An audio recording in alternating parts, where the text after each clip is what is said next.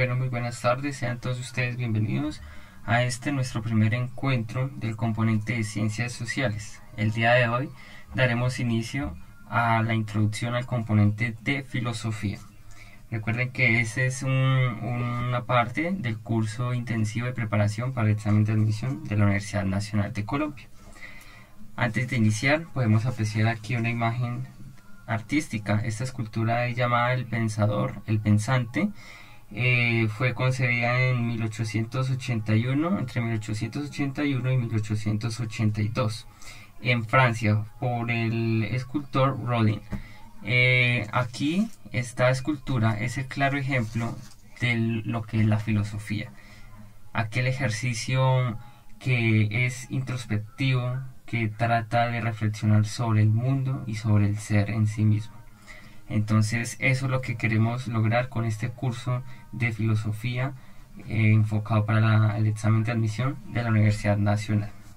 Vamos a mirar eso de filosofía. ¿Qué es filosofía? Antes que nada, como siempre lo hemos dicho, antes de empezar a estudiar cualquier cosa es importante empezar entonces por sus raíces. La filosofía como tal tiene varios conceptos, varias definiciones, no existe solamente una. Existen varias y muchas son válidas. El concepto de filosofía lo podemos definir como una disciplina, aquello que es un ejercicio de introspección del ser, sabiendo que en sí mismo pertenece al universo y se cuestiona cosas tanto del ser como del universo. Esta explicación la podemos encontrar en el libro Teoría del Conocimiento, donde es la primera investigación por un método inductivo, donde se trata de concebir qué es la filosofía y también a través de su proceso y un estudio histórico. Aquí en la imagen podemos apreciar entonces las ramas de la filosofía. La filosofía es una de las ciencias madres. De aquí se desprenden muchas otras ciencias, como lo veremos más adelante.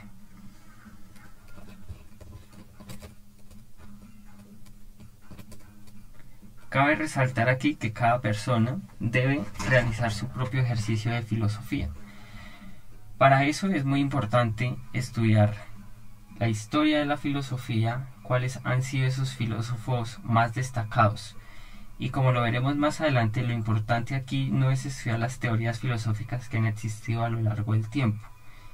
Lo más importante es saber cómo pensaban esos filósofos, cuál era su ejercicio racional, y así llegará a construir nuestra propia opinión sobre muchos hechos.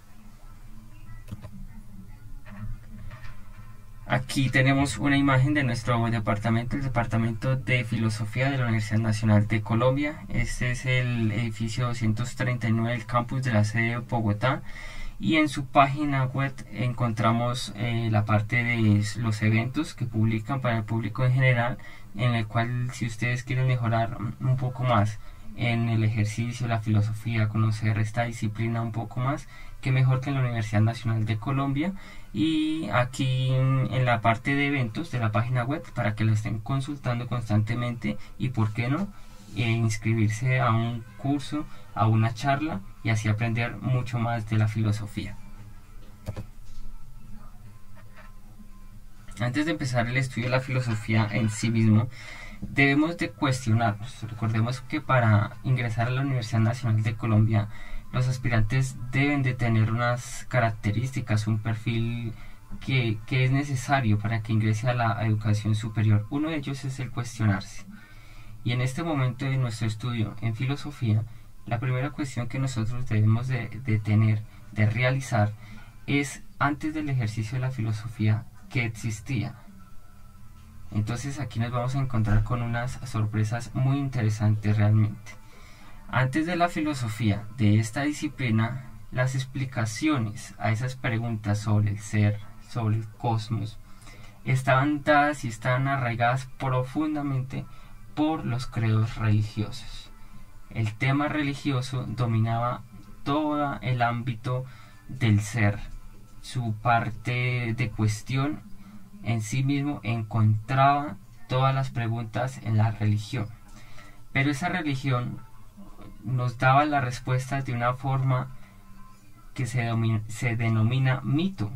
Y el mito es un relato de seres sobrenaturales, usualmente dioses, que tratan de explicar o dar respuesta al origen del mundo. En todas las culturas vamos a encontrar algo que es la mitología.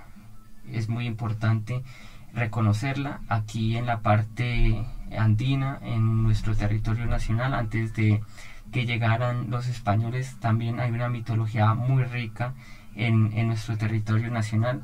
Debemos de reconocer también la mitología que se aprecia mucho en las obras de Homero. Esa es mitología griega. Y como decimos, son explicaciones o hechos para dar respuesta a aquello que el hombre se pregunta. Usualmente estas preguntas son un poco complicadas, son un poco difíciles de responder.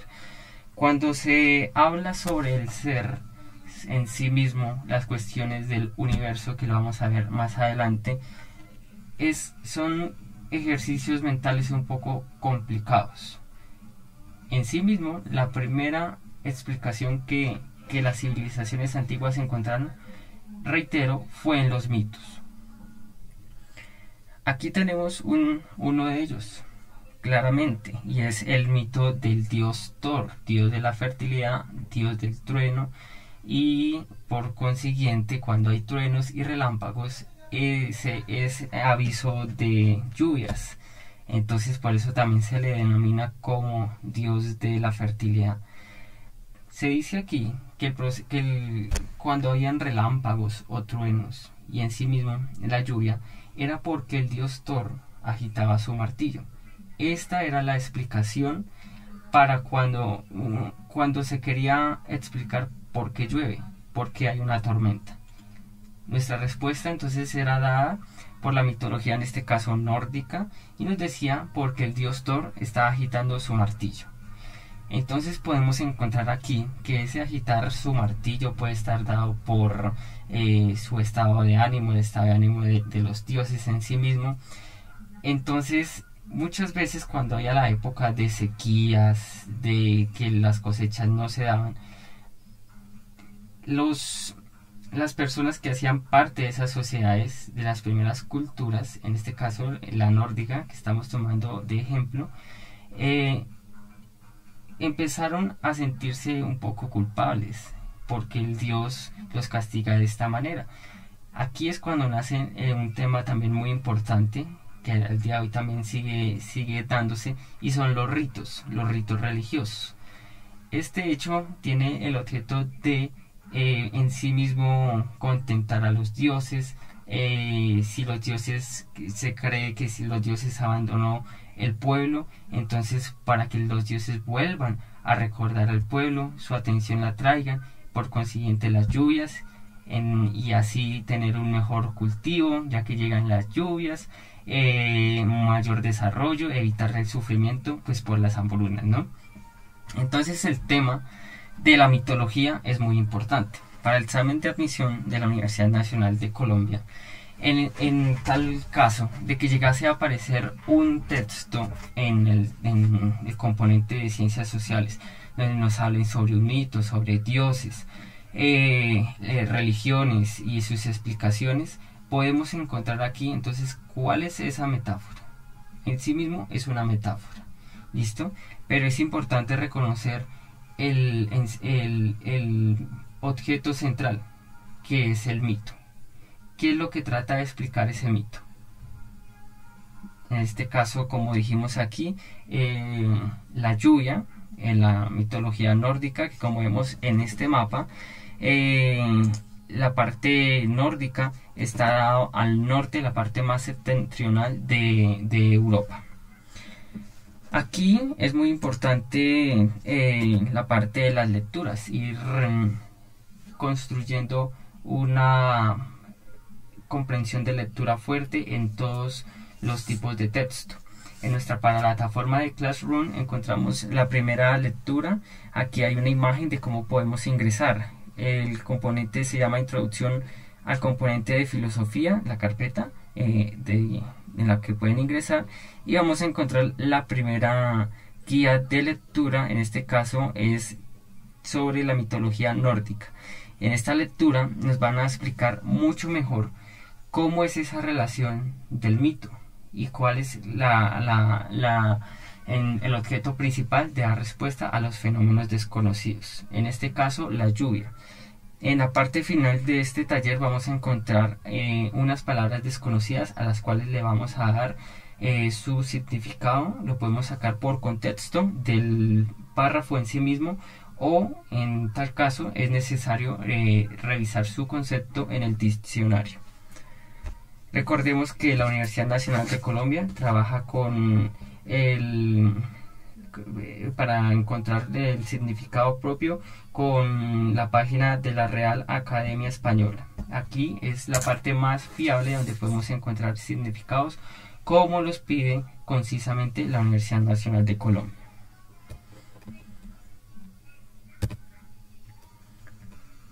Hemos hablado un poco sobre el mito, ¿cierto? Y estamos respondiendo un poco a esta cuestión de qué había antes de la filosofía. Hemos llegado a la conclusión de que está dado por los credos religiosos. Aquellas cuestiones importantes del ser, del cosmos, estaba dado por los mitos. El mito tiene aquí unas características importantes. Estaba dado claramente por dioses. Era un proceso totalmente arbitrario, como lo dijimos. Podía depender del estado de ánimo de los dioses, de muchos más factores en realidad. No hay una crítica como tal, ya que se daba por sentado de que esa era la única explicación verdadera a los fenómenos desconocidos. Más adelante empieza a haber un proceso revolucionario, por decirlo así de esta manera. Hay un proceso, y este ocurrió en Grecia, donde vamos a ver más adelante esa revolución de esos primeros filósofos en decir: no, esta tal vez no puede ser la respuesta. La respuesta está dada por la observación y el estudio, la ciencia primitiva. Entonces vamos a ver que hay un paso de dioses a algo físico, al estudio físico a través de la observación, no por procesos arbitrarios, sino por unas leyes fijas que están dadas por la naturaleza en sí misma, que están dados por argumentos. Hay unos hechos que se demuestran, que se han verificado varias veces, y ese se constituye un argumento válido y que sobre todo es sometido a crítica. Pueden haber varios puntos de vista, como lo vamos a ver más adelante en los primeros proyectos de los filósofos. Entonces esta es una parte muy importante, es un concepto realmente importante, es el paso del mito al logos, de aquellas explicaciones dadas por superstición, por creencias religiosas, a algo ya de estudio directamente.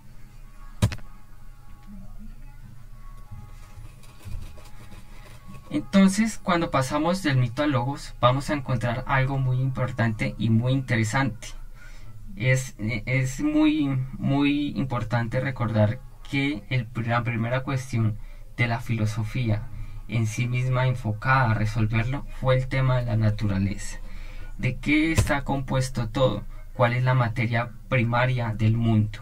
Esa fue la cuestión muy complicada de resolver en aquellas épocas, y a la que muchos filósofos se dieron a la tarea de resolver. Los filósofos de la naturaleza. Entonces aquí, sin lugar a dudas, podemos empezar por uno de los personajes principales de la filosofía antigua.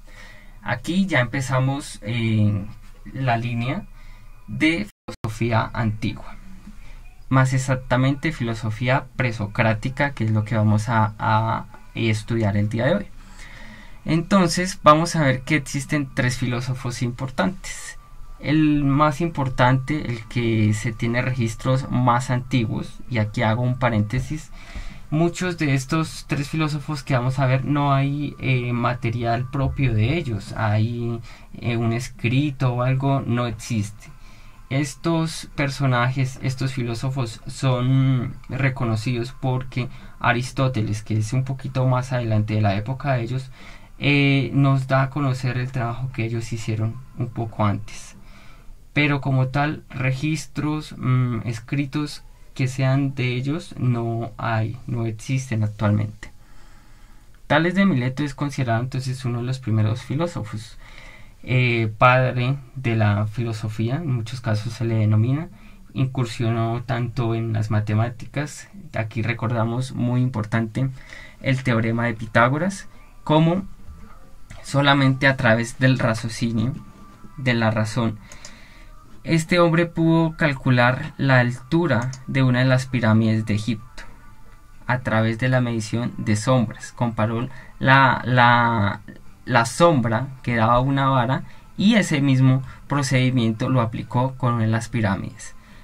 Sin lugar a dudas, muy importante el teorema de Pitágoras, que también lo vamos a ver más adelante en el componente de geometría, en el componente de matemáticas.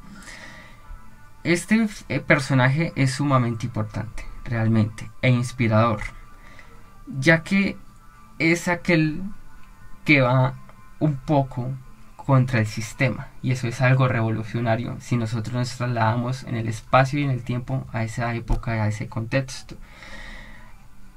Es alguien que empieza a cuestionarse todo nuevamente. Los filósofos de la naturaleza se enfocan precisamente en eso, en la naturaleza, en el mundo, en resolver qué es la materia primaria del mundo. Tales de Mileto incursionó entonces, como lo dijimos, en la geometría, en las matemáticas, en esta parte del mundo de la filosofía, en cuestionarse de qué está hecho todo el mundo, de qué está hecho.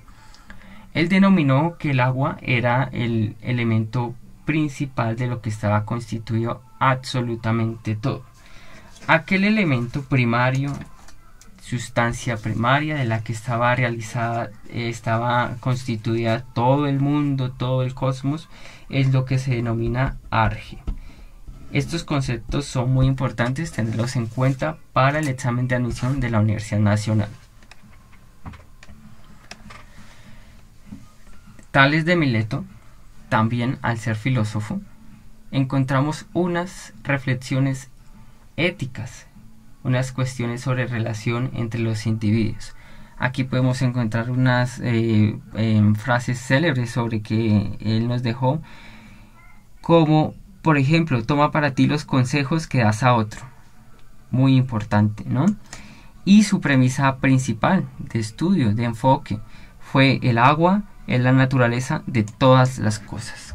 Como lo habíamos dicho anteriormente, Tales de Mileto decía que el arge era el agua. Aquí estamos mirando cómo pensaban estos filósofos, estos pioneros de la reflexión, del raciocinio. El proyecto, y cuando me refiero a proyecto, como lo vimos en la diapositiva anterior, es aquello en lo que se enfocó un filósofo en especial.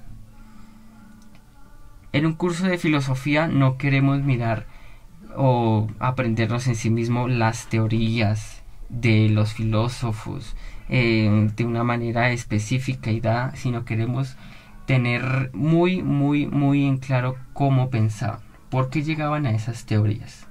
Eso es lo que tratamos de hacer aquí hoy. Tenemos más adelante a Anaximandro, discípulo de Tales de Mileto. Anaximandro también fue un filósofo. Recordemos que la parte, cuando decimos jónico, pertenecía a unas escuelas, la escuela jónica, primera escuela del pensamiento. Las escuelas eran, esos lugares de estudio, de indagación sobre los hechos. En este caso, la primera, como lo dijimos, la jónica, estudiaba la realidad, de qué estaba hecho toda la realidad, el mundo de qué estaba constituido, su materia primaria.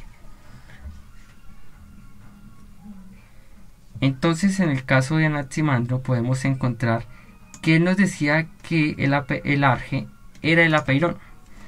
El apeirón, al momento de estudiarse en filosofía, tiene varias definiciones. Incluso hay una en la que se dice que esta sustancia primera de la que está constituido todo escapa al entendimiento humano. Sin embargo, hay unas apreciaciones importantes que nosotros podemos tener en cuenta, como que el apeirón es aquella sustancia indefinida, ilimitada e infinita que subyace a todas las cosas, que es el origen o fundamento del universo. Entonces encontramos aquí algo ya un poquito más distante de Tales de Mileto, que nos decía que era el agua. En este caso, el apeirón, que es algo indeterminado, tiene una distancia un poco más lejana de lo que nos dice Tales de Mileto. El apeirón es otro concepto importante que debemos de tener en cuenta al estudiar filosofía, y más exactamente para el examen de admisión de la Universidad Nacional de Colombia. Anaxímenes, que también fue discípulo de Tales de Mileto, también desarrolló aquella teoría de qué está constituido todo. Como lo dijimos, en este paso del mito al logos hay una perspectiva desde varias vistas para responder una pregunta, no solamente con un hecho que se da por sentado, un mito que se cree que es real, sino cabe varias opiniones que se van desarrollando usualmente una sobre otra. Anaxímenes nos decía que el aire es el arge, aquello de lo que está constituido todo. Le daba a este elemento, por decirlo así, esa característica primaria. Recordemos que estos filósofos, los filósofos de Mileto, están ubicados al lado del mar Egeo. Es una zona llena de costas, entonces se puede entender de cierta manera porque ellos pensaban que el aire, el agua, eran los principios fundamentales de los que estaba constituido el mundo. Cabe resaltar que tanto Anaximandro, Anaxímenes y Tales realizaron un proceso de observación.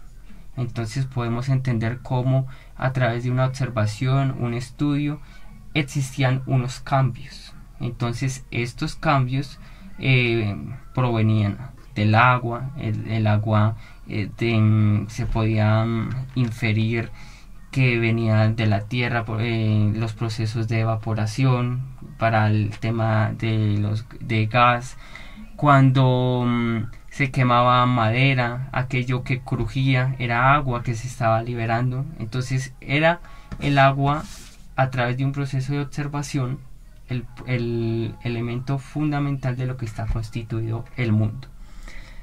Un proceso similar podemos deducir que también realizó Anaxímenes y Anaximandro, pero más de la observación del mundo tangible lo podemos observar en Anaxímenes.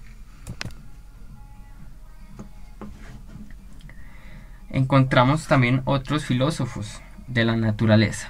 Aquí tenemos a Parménides de Elea y Heráclito de Éfeso. Dos opiniones que se contrastan en sí mismo, pero ambos trataron este tema de qué está constituido el mundo. Hay una característica importante en ellos. Ellos ya no nos dijeron como tal de que había solamente un elemento. Aquí hubo una propuesta de que tanto el fuego, el aire, el agua y la tierra constituían en sí mismo todo el mundo a través de ciertas combinaciones, de ciertos cambios en estos cuatro elementos que se conjugaban unos con otros. Entonces tenemos a Parménides de Elea, conocido por su obra sobre la naturaleza. Argumentaba que el ser, la realidad fundamental, es inmutable, eterno y único. Según Parménides, el cambio, muy importante, y la multiplicidad son ilusiones, ya que el ser no puede surgir de la nada, ni desaparecer. Sostenía que la realidad es una esfera inmutable y homogénea, sin espacio ni tiempo. Parménides defendía la existencia de un único camino de la verdad que se obtiene mediante la razón y la lógica, y rechazaba las apariencias sensoriales y la opinión como fuente de conocimiento confiable.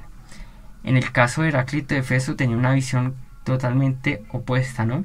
Argumentaba que el cambio es fundamental en el universo y que todo está en constante flujo. Aquí podemos encontrar una de esas frases célebres que dice que lo único que no cambia es que todo cambia. Heráclito afirmaba que todo fluye y que en realidad está en constante transformación. Sostenía que el cambio es la ley universal y que todos los opuestos están unidos en una interacción dinámica como el día y la noche, el calor y el frío. Heráclito también enfatizaba la importancia del logos, que es lo que estamos estudiando, el paso del mito al logos, que entendía como la razón divina que gobernaba el universo y que podía ser captada a través de la observación atenta de los cambios en la naturaleza. Entonces, como vemos, nuestro querido amigo Heráclito se dejaba llevar más por los sentidos, aquel mundo material, mientras que Parménides se dejaba llevar por algo más idealismo, algo que no confiaba mucho en el tema de los sentidos. Los sentidos nos pueden engañar y que el cambio no existe en el universo. Frases célebres de ellos, como ya dijimos ahorita, una de Heráclito, otra es todo fluye, nada permanece. Nos lo dijo Heráclito. Parménides nos dice que todo lo que hay ha existido siempre, o sea, no hay cambio. Y no hay una lógica o no tiene sentido estudiar el origen de las cosas porque siempre ha existido. Esta era una visión que se daba muy por sentado por la mayoría de los helenos, ¿no? Nada puede surgir de la nada y algo que existe tampoco se puede convertir en nada.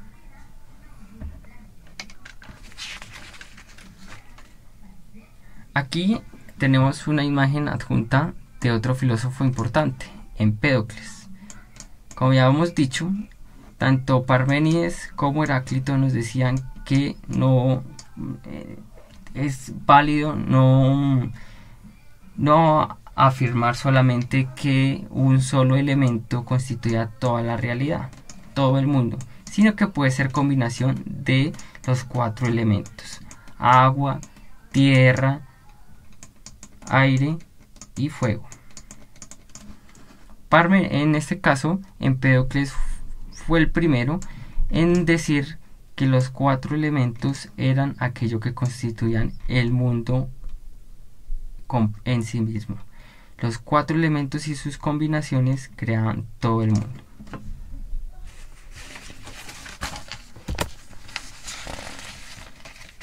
Otros filósofos importantes de la naturaleza que encontramos son Anaxágoras y Demócrito. En Anaxágoras encontramos que fue un filósofo y científico griego que vivió en el siglo V a.C. Nació en Clazomene, una ciudad de Jonia, en la actual Turquía. Anaxágoras es conocido por el enfoque filosófico y científico que abarcó diversas áreas del conocimiento como la física, biología y cosmología. Propuso una teoría cosmológica en la que afirmaba que la naturaleza está compuesta por una cantidad ínfima de partículas infinitas e indivisibles llamadas homeomerías. Según él, estas son las unidades básicas de todas las sustancias y están presentes en todas las partes. Considera que todas las cosas están formadas por combinaciones diferentes y variadas de estas homeomerías. Una homeoría se podría decir de alguna manera aquella partícula de la cual está compuesta todo y que por ciertas combinaciones se crean varias sustancias que construyen todo el mundo, toda la realidad. Aquí importante reconocer aquello que Anaxágoras nos decía sobre el ejemplo. Aquí lo podemos poner como un ejemplo. Una célula está conformada, es una parte fundamental del ser, ¿cierto? Entonces esta célula, si indagamos más y más y más en sus partes, vamos a encontrar que al final tiene un material genético, o sea, hay algo de todo, algo de todo. Ese algo de todo, que es el material genético, nos dice todo: el color del pelo del organismo, su género, etcétera. Pero entonces en la parte más fundamental está expresada la parte general, aquello esencial. Por eso su frase célebre es algo de todo, que eso lo encontramos en las homeomerías. Importante reconocer en Anaxágoras que aquellas combinaciones que se daban entre las homeomerías estaban dadas por unas fuerzas. Esas fuerzas se les denominó espíritu, la fuerza del entendimiento o nous.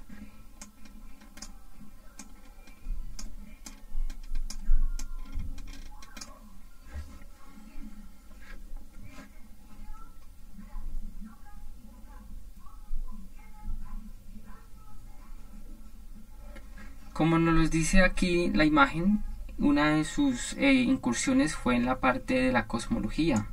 Aquí hay un cambio radical y para esa época pues fue algo supremamente revolucionario que alguien opinara lo siguiente, que el Sol no es un dios, es una bola ardiente más grande que la península del Peloponeso. Eso lo dijo Anaxágoras.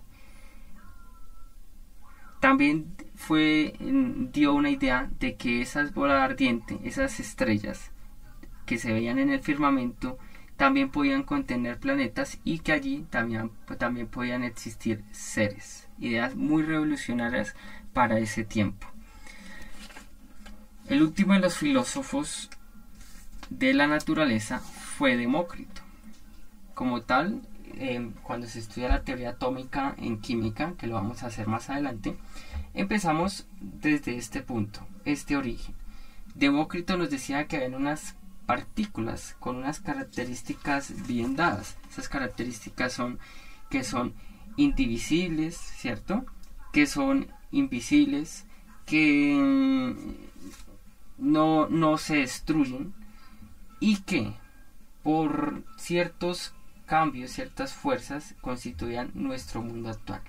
Más exactamente podemos colocar un ejemplo del átomo, que fue el concepto que nos dio Demócrito, como aquella partícula fundamental, aquello que no se puede destruir pero que tampoco es visible al ser humano.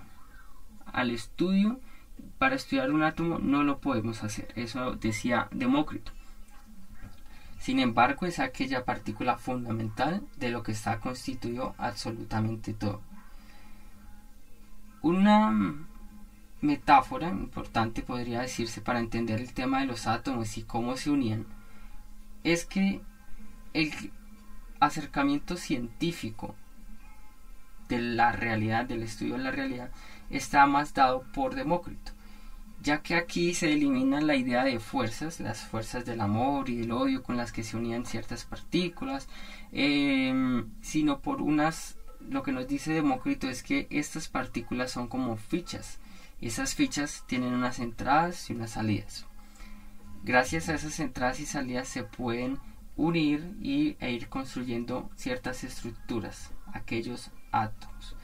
Pero es muy importante reconocer en él aquel concepto que nos da como partícula primaria, que bueno, más adelante vamos a ver que no es indivisible, sí se puede dividir en unas partículas más pequeñas llamadas partículas subatómicas, pero para ese tiempo y con solamente el ejercicio del raciocinio fueron ideas supremamente revolucionarias, supremamente avanzadas, y eso es lo que queremos reconocer en este curso el día de hoy. Es ese paso del mito al logos. La filosofía, por eso es tan importante estudiar a cada filósofo. Vuelvo y reitero, no solamente para mirar qué teorías manejaba cada filósofo, en qué se enfocó cada filósofo, sino cómo pensaba cada filósofo. Ese es nuestro objetivo en este curso. Tenemos aquí unas menciones importantes en este tema de la filosofía de la naturaleza. La escuela pitagórica fue sin duda muy importante. También pertenecía a la Grecia antigua. Su fundador, Pitágoras, un matemático que nos dejó muchos aportes que al día de hoy, al igual que Tales de Mileto, son conceptos fundamentales esenciales para el estudio y la resolución de problemas en geometría. La escuela pitagórica, en una síntesis, afirmaba que la realidad está compuesta por números.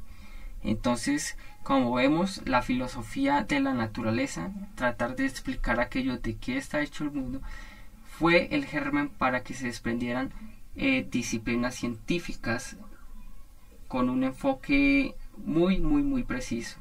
La física, tenemos la cosmología, ¿cierto? La astronomía.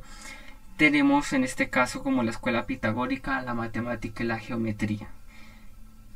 Como vimos también aquí anteriormente, unos incursionaron en el estudio de la biología, y así sucesivamente fue esta la etapa, la presocrática, el germen de las ciencias naturales y exactas.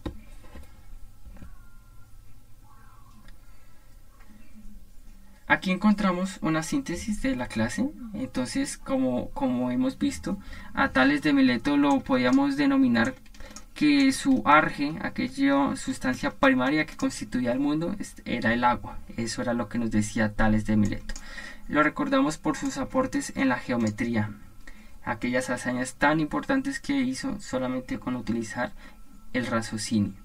Anaximandro nos decía que el elemento, aquella sustancia primaria que constituía el mundo, era el apeirón. Dijimos entonces del apeirón como aquello que era indeterminado, aquello que era difícil para el entendimiento humano, pero que era el elemento principal de la constitución del mundo, de la realidad. Se suponía que lo ilimitado e infinito, de donde parten todas las cosas y a donde retornan, es un ciclo vital. El ciclo. Anaxímenes nos decía que el elemento principal, aquella sustancia primaria, era el aire. Pitágoras y la escuela pitagórica nos decían que era el mundo constituía el mundo. Heráclito nos decía que era el logos, aquel punto del raciocinio. Nos dice que no hay una idea permanente, el universo está en constante cambio, y hace una analogía de esto con el fuego eternamente vital. Lo que percibimos es tan solo una ilusión. Entonces miramos que no debemos guiarnos por la parte sensorial, sino más por la parte del raciocinio. Tenemos a Parménides, que nos dice que el elemento fundamental son 4, no solamente 1, y a ello se sintetiza solamente en algo como el ser.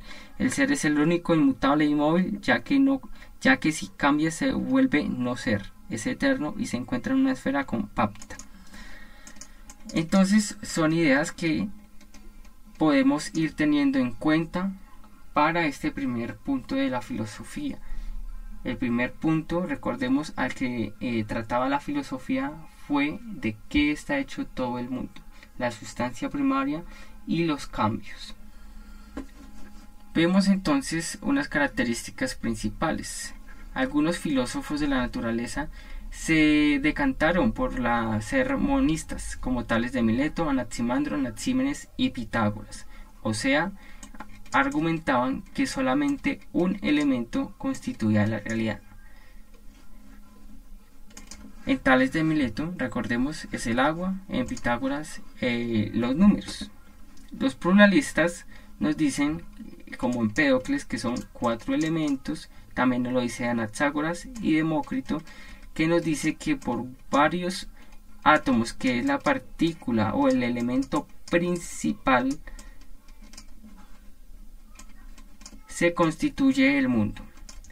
Aquí vale la pena la aclaración de que Demócrito nos dice que no solamente hay un tipo de átomo, son varios los tipos de átomos que se encuentran en la naturaleza, en el mundo.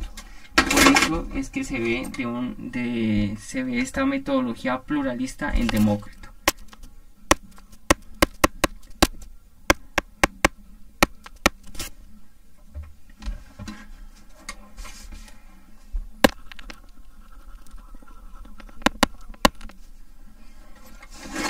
Llegados a este punto, tenemos la lectura de filosofía antigua en nuestra plataforma de Classroom. Son lecturas que en sí mismas tienen un grado de síntesis muy alto, pero también el ejercicio de la comprensión de lectura es muy importante. En este primer encuentro la idea era entonces aclarar el estudio del surgimiento de la filosofía como disciplina. También vimos qué existía antes de la disciplina de la filosofía, qué existía, qué sustituía a la filosofía en tanto se dio su origen. Vimos el concepto de filosofía.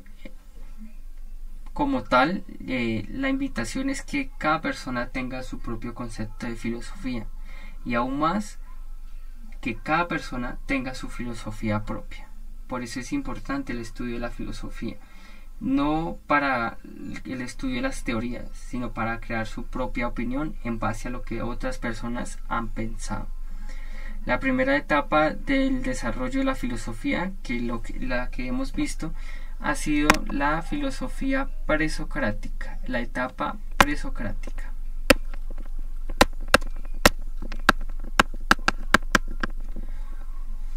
La filosofía presocrática, claro, es una otra etapa que subyace a la filosofía antigua.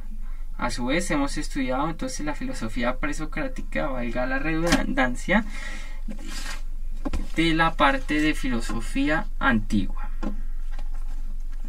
Entonces es muy importante lo que nosotros hemos propuesto es la parte de la teoría y la parte de la práctica.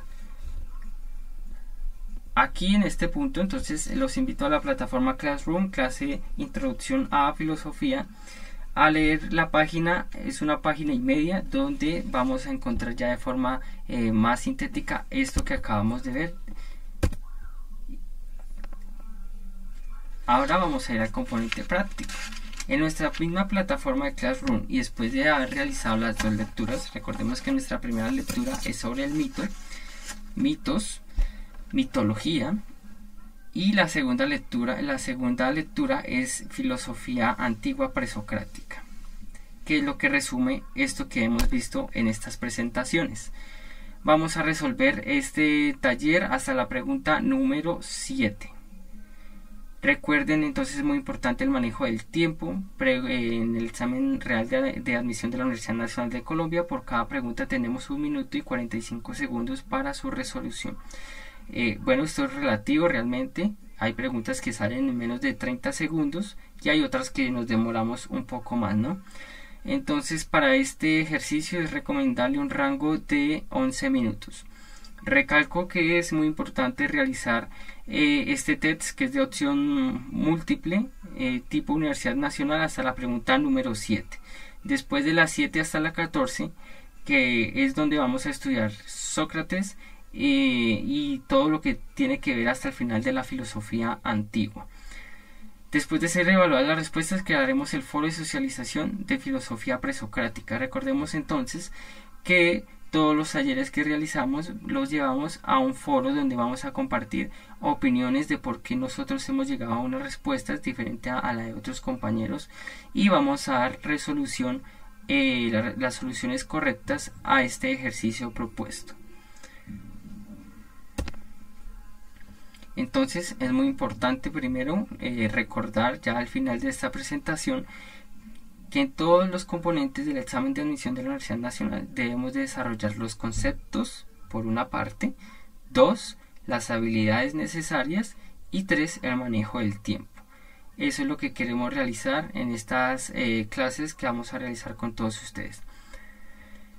Por último, les queremos compartir esta información. Ofrecemos el curso personalizado para prepararse al examen de admisión de la Universidad Nacional de Colombia. Este curso también está pensado para crearse y darse en modo de estudio grupal, pero de una manera pequeña. En este modo se ofrece el servicio de 5 estudiantes por grupo, para así tener una mejor modalidad de estudio, un estudio más eficiente y consciente. Recordemos que si algo nos ha caracterizado en las asesorías personales que hemos realizado es la alta exigencia. Entonces por eso no queremos realizar un curso masivo, sino un curso muy enfocado en cumplir realmente las metas que tiene cada persona de pasar a la Universidad Nacional de Colombia, y ese es nuestro mayor compromiso. De igual manera, para si necesitan alguna información, asesoría, pregunta, no importa, o si quieren ingresar a nuestros foros, los invito a que por favor escriban al correo que se ve aquí en pantalla. Recordemos que en nuestro canal de YouTube tenemos 5 componentes, son los 5 componentes del examen de admisión de la Universidad Nacional de Colombia, y los estaremos trabajando una clase por día. Entonces los invitamos a estar muy pendientes de nuestro canal de YouTube, y recordarles que nuestro próximo encuentro en filosofía será el día sábado. Aquí vamos a resolver preguntas de filosofía antigua, vamos a terminar el tema de filosofía antigua, y vamos a tener en nuestra plataforma de Classroom las lecturas para que por favor vayamos adelantando un poco este tema. Sin más que decir, agradezco la atención prestada y les deseo lo mejor. Muchísimas gracias por la atención.